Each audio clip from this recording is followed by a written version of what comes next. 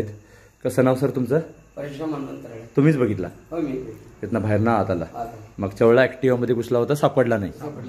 तर कुठं कुठं साप येऊ शकतात बघा. संध्याकाळची वेळ आहे, गरमी थोडी वाढत चालली आहे आणि ते पण आपल्याला घाबरतात. त्याने अतिशय व्यवस्थित मला माहिती सांगितली.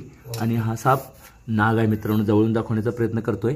आणि तुम्ही सकाळी उठून चप्पल घालता किंवा सरळ पाय घालायला बघता तेव्हा काळजी घ्यावी लागते. स्वतःहून चावत नाहीत, हे फार महत्त्वाचं आहे. आणि आम्ही किती जवळ गेलो तरी ते काय करत नाहीत. हे बघा, बघू शकता तुम्ही. त्याचं लिमिट आम्ही क्रॉस करतो तेव्हा ते आत्मसंरक्षणासाठी अशा प्रकारचं काहीतरी करण्याचा प्रयत्न करतात. तर सापानं आम्हाला चावणे त्यांचा उद्देश नाही आहे. तुम्ही बघितला त्याचं मर्यादा मी जेव्हा तोडल्या तेव्हाच तो काहीतरी करण्याचा प्रयत्न केला आणि आरामात सापडेल. पण अतिशय आक्रमक दिसणारा साप. पहिला मात्र शांत कसा होता बघितला तुम्ही. आपल्यापासून ते लांब लांब जाण्याचा प्रयत्न करतात आणि आपला हात पाय पडला तर चावू शकतात. पण ते एवढं सोपं नाही आहे. आता तुम्ही बघितलाय तो कसा पळण्याचा प्रयत्न करतोय. हे पुन्हा पुन्हा दाखवण्याचं कारण फक्त भीतीमुळे आपला जीव जाऊ नये हे महत्त्वाचं लक्षात घ्या.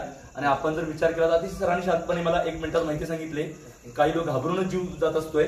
त्यामुळे आपण साप बघितल्यानंतर ही काळजी महत्वाची आहे की आपण साप बघताना व्यवस्थित माहिती सांगणे.